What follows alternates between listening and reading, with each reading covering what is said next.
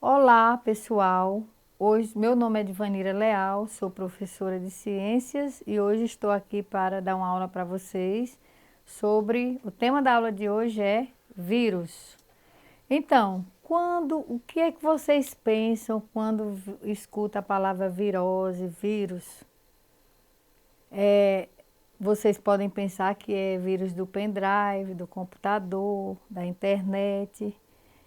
Não, a aula de hoje não é sobre isso. A aula de hoje é sobre o vírus real e não o vírus digital. Então, o vírus real, ele tem a origem, a palavra dele significa veneno, toxina. Então, hoje quem não aprendeu sobre o vírus, hoje vai aprender aqui comigo, tá? Então, vamos lá, vírus. A classificação, antes de falar dos vírus, vamos fazer a classificação dos seres vivos. Então, os seres vivos, eles têm células, né? Essas células podem ser eucariontes, procariontes, eles podem ser pluricelulares, que são mais de duas células, podem ser unicelulares, mas aí a gente vai ver essa classificação dos reinos. Então, nós temos 5 reinos, onde o vírus não está incluso. Então, nós temos aí o reino Monera, que são o reino das bactérias e árqueas. Temos o reino protista, que são os protozoários e algas. Temos o reino fungi, que são os fungos. O reino vegetal, que são as plantas. E o reino animal, que são os animais. Então, as características, a gente viu que esses reinos, eles existem, mas o vírus não está incluso nele. Então, vamos ver as características gerais de um vírus. Os vírus, eles são agentes causadores de infecções no homem, sem metabolismo próprio, parasita intracelular obrigatório, quer dizer, ele só resiste se ele entrar em uma célula. Se ele não entrar numa célula, ele não existe. Então, ele é obrigado para sobreviver, ser um parasita intracelular, dentro de uma célula. Não se desenvolve em ambientes extracelulares, então ele não sobrevive fora de uma célula, como eu falei. O tipo de material genético pode ser ou DNA ou RNA. Ele não pode ter os dois genes junto. E o tamanho dele é de 20 a 300 nanômetros. E o que é um nanômetro? Um nanômetro é 1 bilésimo de 1 metro. Certo? Até aí, tá ok? Então, vamos lá. Vírus, seres sem organização celular. Como eu já tinha falado, que a palavra vírus é do latim e significa toxina. E toxinas são venenos. São seres muito pequenos, algumas dezenas de vezes ainda menores que as bactérias, e somente pode ser visto ao microscópio eletrônico, nunca a olho nu, porque são minúsculos. Não estão incluídos em nenhum dos reinos, são diferentes dos demais seres vivos. Estrutura básica dos vírus. Eles são formados apenas pelo material genético e envolvido pelo capsídeo, que é uma proteína, né? É uma cápsula de proteína. Alguns vírus têm estrutura para aderir às células, como é o caso do vírus bacteriófago, que é o vírus quando ele entra numa célula de uma bactéria. Ele parasita uma bactéria, que tem fibras e caudas que interagem com as estruturas da bactéria, de uma bactéria. Então, a reprodução dele, ele só consegue se reproduzir dentro de uma célula viva, porque ele também faz parte dos decompositores. Aí a célula pode não estar uma pessoa morta, por exemplo, né? Eles são os decompositores, juntamente com as bactérias. Então, voltando aqui, eles só se reproduzem no interior de células vivas, por isso são considerados parasitas obrigatórios. Nós temos aí, pessoal, a reprodução viral. Como é que funciona? Nós temos aqui a bactéria, o DNA da bactéria, e tem uma infecção do bacteriófago, que é o vírus quando entra numa célula da bactéria. E essa infecção pelo bacteriófago é iniciada pela invasão da célula hospedeira, da célula da bactéria, pela injeção do material genético viral. Então, dentro dessa célula, o material genético do vírus se multiplica rapidamente, produzindo novos vírus, e aí vão se dividindo, se multiplicando, até iniciar um novo ciclo. Por quê? Porque a célula, ela libera, ela rompe, né, de tanto vírus, e aí liberam vários vírus para outra célula, iniciando o ciclo novamente. Nós temos aí o esquema de alguns vírus, né?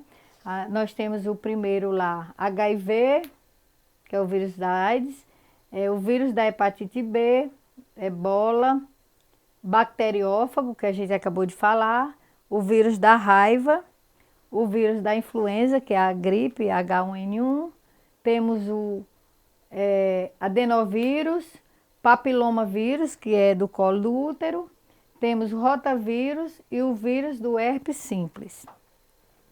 Então, esses vírus, eles são classificados em 3: adenovírus, retrovírus e arbovírus. Então, o que é adenovírus? Fazem o processo de transcrição, transformando o DNA da célula hospedeira para RNA, em seguida eles fazem a tradução.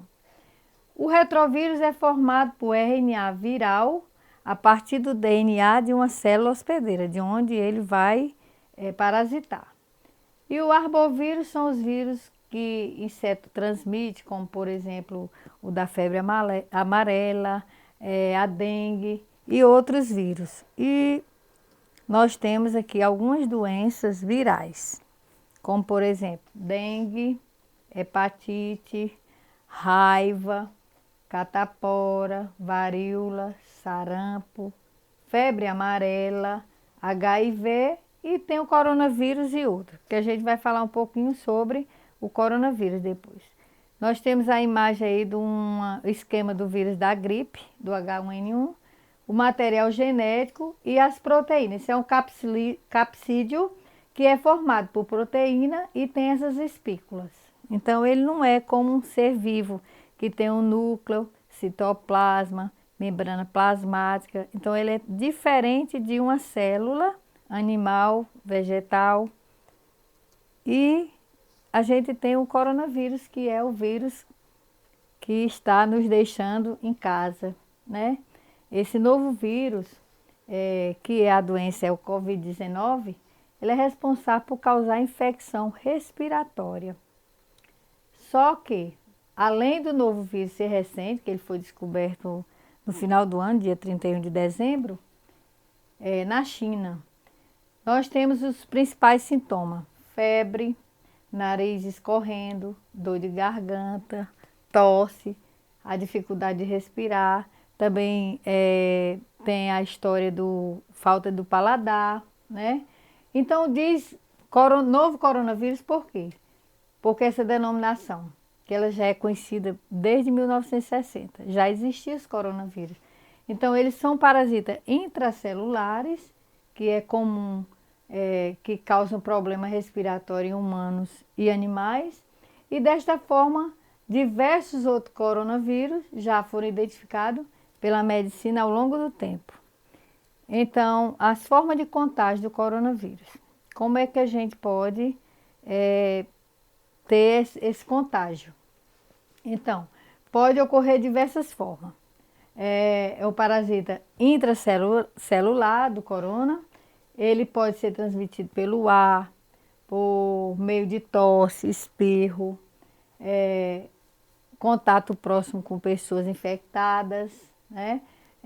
Ao tocar em objetos ou superfície que estejam contaminada. Além disso, o período que ele demora de incubado, que ele fica escondido, né, bem quietinho lá, é de 2 a 14 dias, né? Desse período ele fica lá sem a gente saber o que está acontecendo, né? Só sentindo sintomas.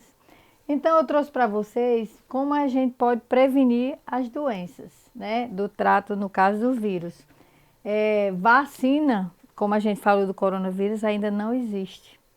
Ainda está em estudo, a gente não sabe quando vai ser, quando é que a gente pode tomar. Agora, vacina ela só previne a doença. Como a gente está se prevenindo agora também, ficando em casa, a vacina ela faz essa prevenção. Ela é diferente do soro, porque o soro, eles curam as doenças, como antirrábico, antitetânico, antiofídico, né? Eles curam. Mas as vacinas, eles previnem. Então, o que é a vacinação? O que é vacina? São medidas de prevenção contra os vírus, reduzindo o número de casos e ajudando na erradicação, né, na eliminação de algumas doenças, como, por exemplo, a varíola e a poliomielite, que esses casos já diminuíram muito, né? No entanto, nem todas as viroses podem ser prevenidas por vacinação. Atualmente, há vacina para diversas viroses, como sarampo, rubéola, febre amarela, existe já essas vacinas. Agora no momento, como a gente está falando em vírus, e a gente está hoje aqui exatamente por conta de um vírus, né? Porque a gente está fazendo essas aulas para vocês terem essa oportunidade de ficar estudando pela televisão ou pela internet, né?